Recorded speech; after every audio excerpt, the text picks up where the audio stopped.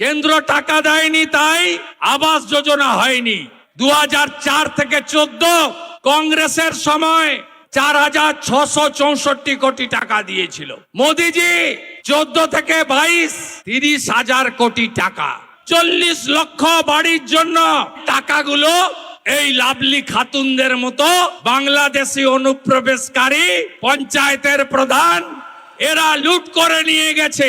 এই রাজ্যে 72 লক্ষ শৌচালয় দিয়েছেন, 12,000 টাকা করে ইউনিট পেয়েছেন আপনারা।